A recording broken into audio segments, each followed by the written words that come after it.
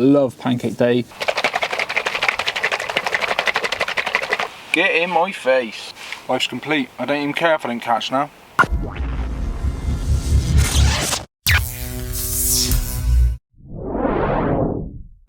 Right then, well, welcome to another video. I'm back out on the bank, and today you join me up on Chad Lake. So this is a lake I've personally never been to in the Cotswolds. Shaun came up here about 3 years ago and had a couple of fish out in the summer. But yeah, for me, it's a new adventure. So I thought we'd bring a different sort of venue to the channel, because we've been doing a lot up Todber and Coke and places like that.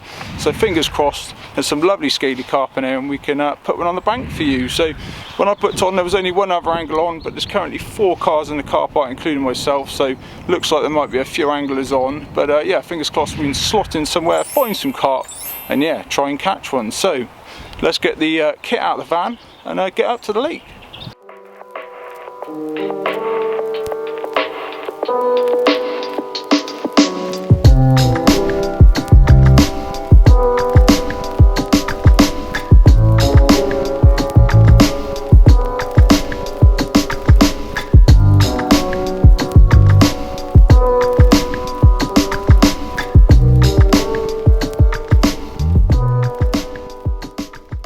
Currently in peg 1, did a bit of a lap of the lake, didn't see anything other than one fish that was sort of cruising around the edge of a bit of a snaggy bush in peg 1. So shock horror, that's where I've decided to set up, at least to start with. So all the kit is kept on the barrow, nice and mobile, just in case I sort of see anything show anywhere else. Benefit of that sort of area there is I've managed to walk around there, sort of drop the rig in, and yeah, just walk the rod back around the corner of the lake back to the swim. So hopefully nice and stealthy, not to disturb anything with casting. As I mentioned, the car park, there's 5 of us in total on at the moment. So yeah, a lot more busy than what I was expecting, but at least that might mean the fish are sort of moving around, and if anyone's having anything and they're leaving or anything like that, I could at least drop in behind them. So that's the plan of action. Watch the water, see if we can locate where the carp are, and especially any feeding carp, and then yeah, hopefully be set up in the night ready for a bite.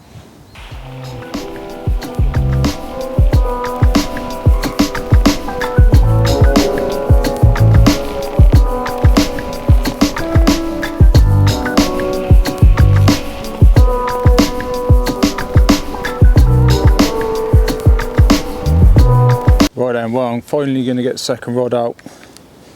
Just going to flick it out towards the island, just in the hope there's maybe some fish moving around out there as well. Lovely.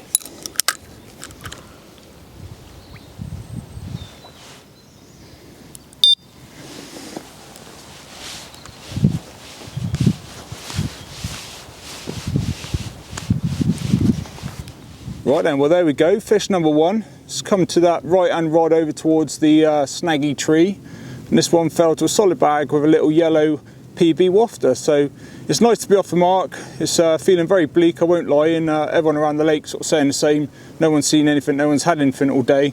So yeah, just to be off the mark alone is absolutely amazing, and as small as it might be, oh well, what can you do? You can't pick what picks up your hook bait. So let's slip this fella back and get the rod back out and see if any of his larger friends are lurking around and ready for a feed.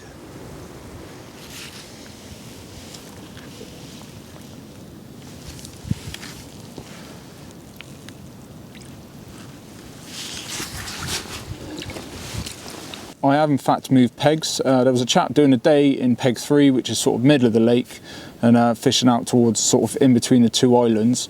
And yeah, I thought I'll move up there for the night. I can fish one rod out sort of between those 2 islands, which I thought would be a good area sort of to hold fish during the night, and then also fish a rod down to that snaggy tree where I'd had that fish from. Unfortunately, 20 minutes after moving, someone else has turned up, and so they've obviously dropped into peg 1, because that's the only real area of the lake that's not already busy. So that still means there's 6 people in fact fishing, which on a lake with only 12 swims and very small is obviously pretty busy. Well, that's exactly how it feels, to be fair. So yeah, I've had to reel that rod in, bit of a shame really, because obviously I'd had that fish from it, and I was hoping that maybe there'd be a chance for another one in the morning. But yeah, I guess got 2 rods going out in between the islands. I think it's done night bites in the last sort of few days or so, so there's still a chance, still feeling pretty confident. And to be fair, I'm just chuffed to have caught that one, because yeah, it's fishing really slow, There's been no other fish out at all today, so yeah, in fact actually to have that one fish, feeling pretty chuffed, to be honest. So I guess only the night will tell whether it was a good move. If floating peg one ends up having a late record, I might be feeling a little bit despondent, but we've got a lot of wet weather coming in quite shortly and throughout the night, as always. It seems to be every time I'm out fishing trying to blog, it's either horrendous winds or raining cats and dogs. But yeah, so we've got that weather front moving in. Fingers crossed, in between the islands was a good choice, and yeah, it will actually pay off dividends. So I guess only time will tell. It's pancake day, so I'm going to be firing up some pancakes shortly for tea. Happy days, love pancake day, and yeah, we'll see what the night brings.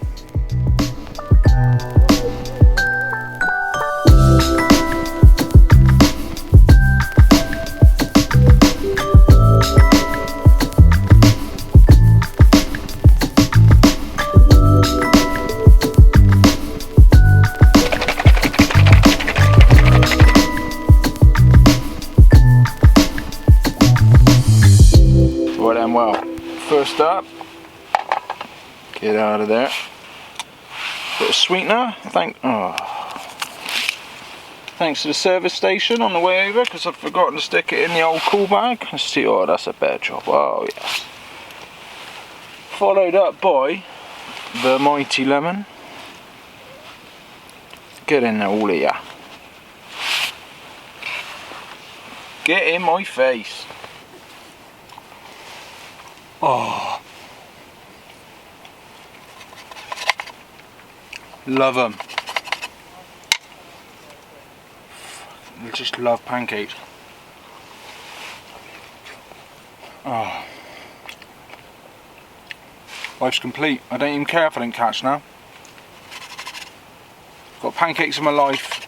I am happy. Hot, but happy. Oh. Right then, well, good morning. I thought I'd just give you a little bit of update of what happened in the night, which was absolutely nothing other than a cracking night's sleep, which was much needed after a pretty hectic and horrible week at work. But yeah, absolutely nothing. Not even a single liner. I didn't hear any commotion around the lake, which on one this size, I think if someone had something even on the other side of the lake, you'd hear about it, whether it's the alarm or the sort of commotion on the bank afterwards. And I generally wake up when that sort of thing happens. So yeah, unfortunately, seems like a very, very quiet night all around the lake. You might hear some, the geese are having a bit of a ruckus in the background, and we've got a couple of very friendly chickens in the swim as well. So yeah, you might hear a bit of bird life activity in the background, but unfortunately on the fishing front it seems to be very, very quiet. But as always, we've got a couple of hours left, so there's always a chance, and you know, the key on any session like this is not to give up. Is to keep on going and try and make something happen. So I've got 2 solid bags injected with some of the hot chili hemp oil and some of the bug liquid food, and yeah, if anything's going to do a bite, I'm confident that is the tactic to be going with. Put 0 freebies out, just solid bags, as I have all winter, to be fair. And yeah, just trying to nick a bite at a time rather than sort of feed them up and potentially miss out on that opportunity. So I'm going to slurp this tea down, which is keeping my hands lovely and warm because it is pretty cold this morning. And yeah, I'm going to see if we can then make something happen before we got to go. Oh, lovely.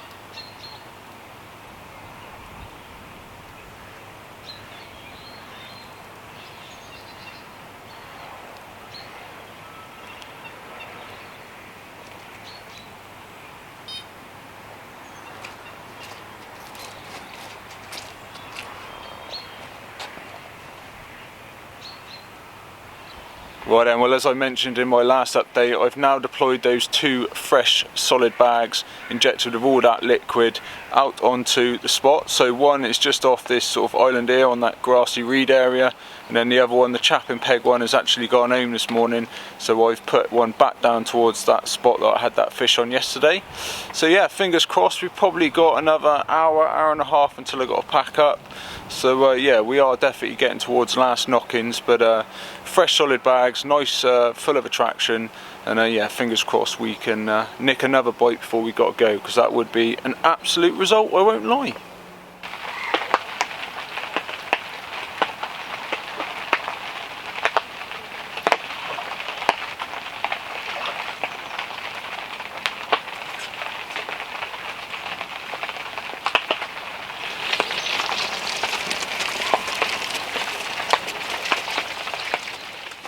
Right then, well, you join me at the end of the session in the van in a slightly different hoodie, and that's because just as I started packing up, the rain decided to pick up even heavier, and yeah, got absolutely drenched, but never mind.